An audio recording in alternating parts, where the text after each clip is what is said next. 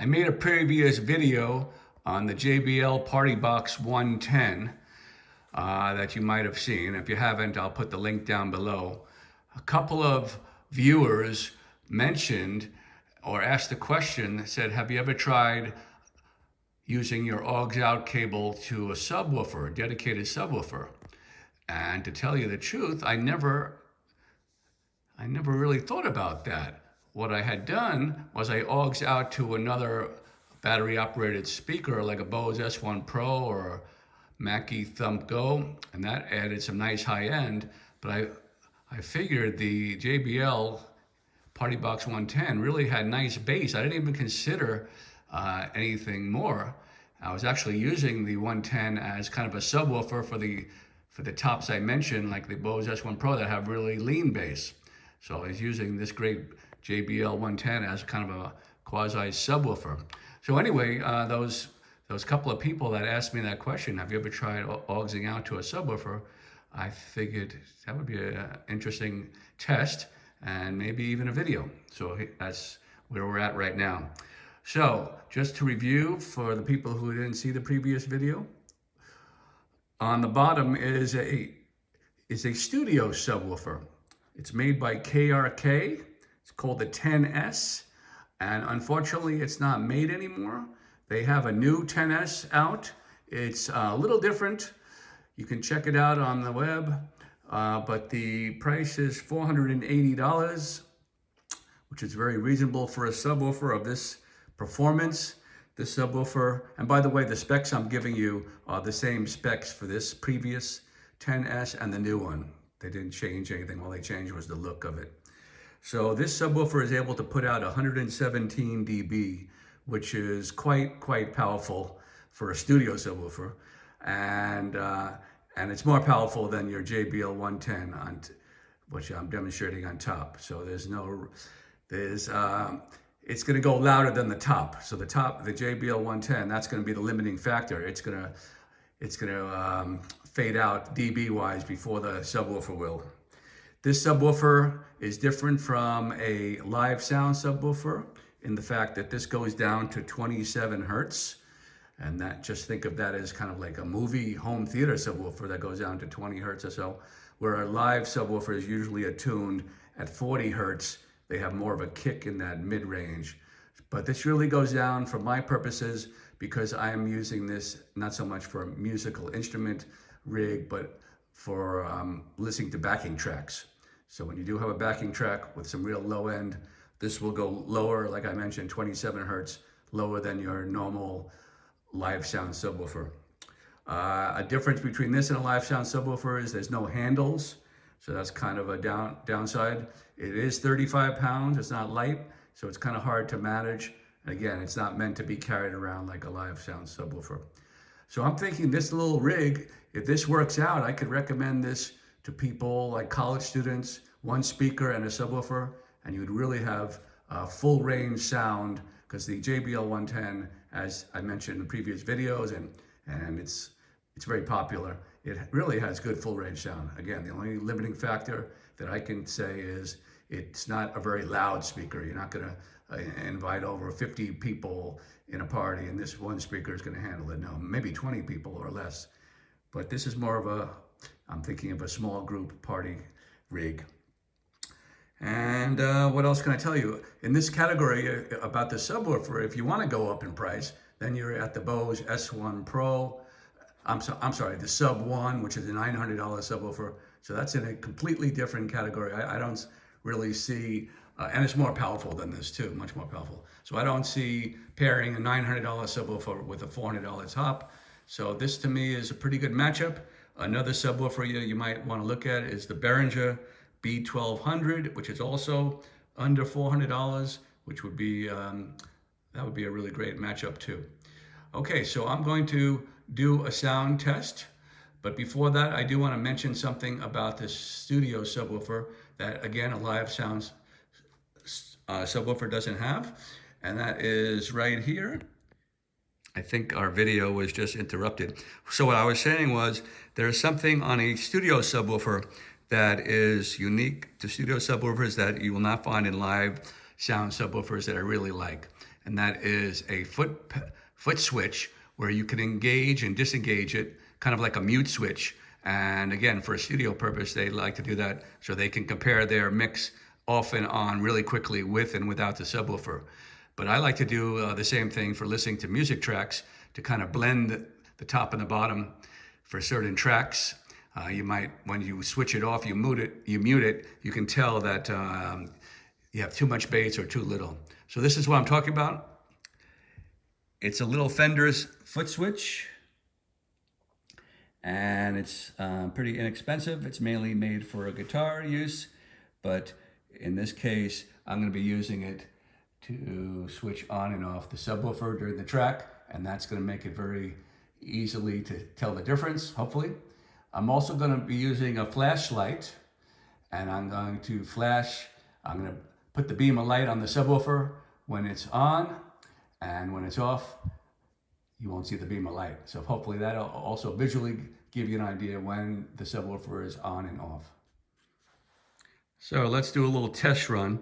I'm going to be using my foot on that foot switch to disengage and engage the subwoofer. But on the same hand, when I flash the flashlight onto the subwoofer cone, that means the subwoofer is on. And as soon as I turn it off, that means I've hit the foot switch again and it's off. So off, on, off.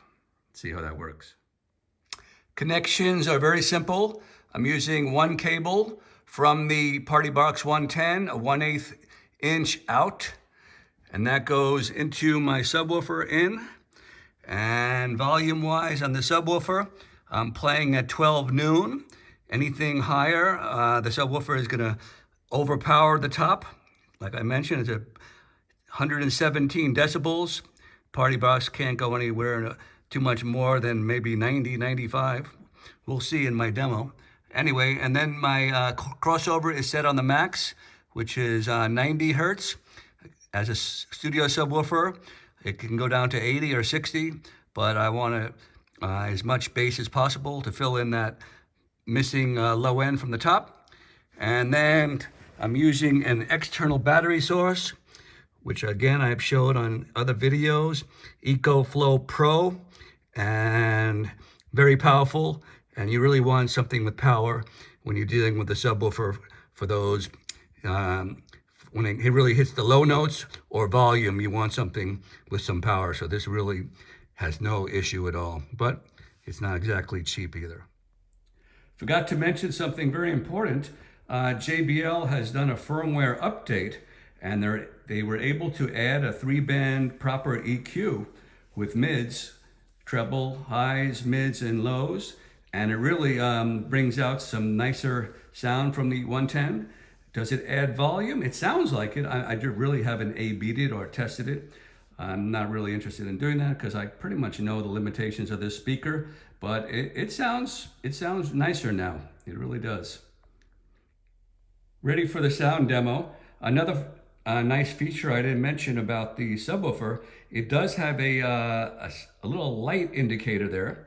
So when you press it with your foot, it goes a little brighter. That means the subwoofer is engaged. And when you press it again, it's off. So I don't know how easily that is to be seen on the video here. But again, on, bright light in the left corner of the bottom, and then press it again, it goes off. That's really nice.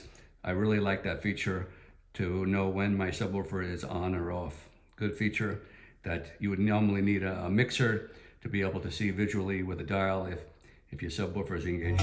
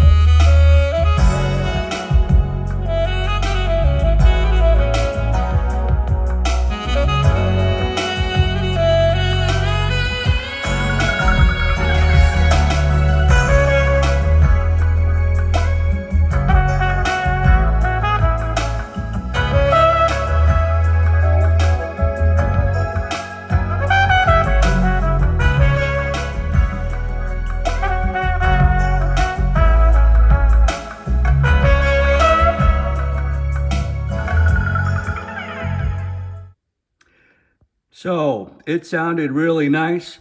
I hope you heard when I cut that subwoofer in and out. It really made a huge difference.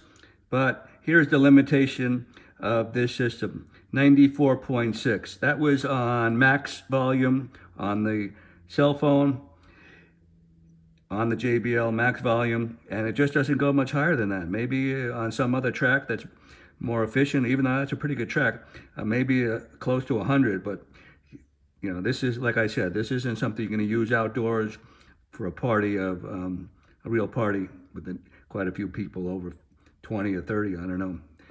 So, but it did sound great. Did really sound nice. You got those nice highs of the JBL, and then when you cut in that subwoofer, it really thumps. You know, the market is flooded with Bluetooth speakers.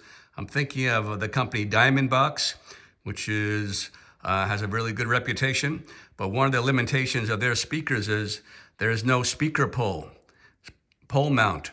So here the JBL does have that. Put it up nice and high.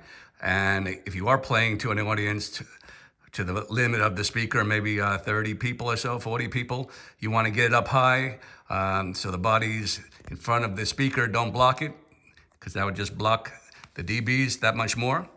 And some people like this look. Of course, some people have two JBL Partybox 110s. They link wirelessly, but to me, I'm just looking for a real simple system on the go. Keep one speaker, one subwoofer, and this is pretty much it. Okay, I hope you enjoyed the video, and I want to thank those previous viewers who gave me the idea, because I really would have never thought about doing this. In my mind, the 110 had all the bass I needed, but a real subwoofer makes all the difference in the world. The question is, someone asked, how would a subwoofer with this rig, with the 110 top, compare it to the JBL Partybox 310? That's a question I cannot answer. I don't have a 310. I actually never heard a 310, but I'm guessing this is the bass, at least, would be better on this dedicated subwoofer than the 310. Okay, hope you enjoyed. Stay tuned for the next video. This is Bill.